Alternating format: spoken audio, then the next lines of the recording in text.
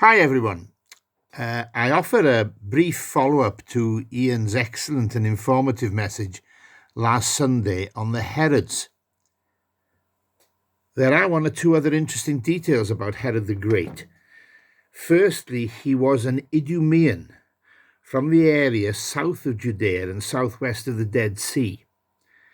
Now, this area had in ancient times been called Moab, and you may recall that Ruth was a Moabitess, married to one of the sons of Naomi and her husband.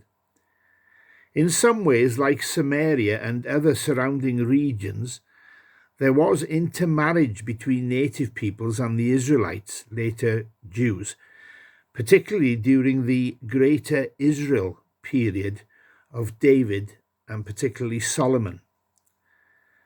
At the time of Jesus, strict Jews looked down on these polluted people. Thus, Herod, as an Idumean, was never really accepted by Jewish authorities, despite making efforts to incur their affection and loyalty, the main manifestation of which was that he rebuilt the temple in Jerusalem into an apparently magnificent edifice. The first temple of Solomon was destroyed at the time of the captivity and exile, and the second temple was built when the people returned from Babylon. It was this temple that Herod virtually rebuilt, and this is the building Jesus would have known. The attitude towards Herod, his not being really legitimate, as it were, no doubt contributed to his insecurity and obsessive mistrust of those around him, which Ian referred to. It also contributes to his building of a huge and almost impregnable fortress called Masada. You may recall the epic film of that name featuring Peter O'Toole. This was built high above the Dead Sea.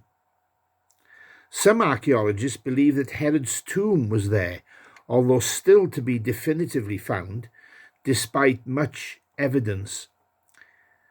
When the Jews made their final revolt against the Romans under Simon Bar Kokhba in AD or CE 135, a remnant of their defeated army took refuge in the fortress for more than 2 years, before the Romans eventually overcame them, only to find they had all committed suicide inside the fortress.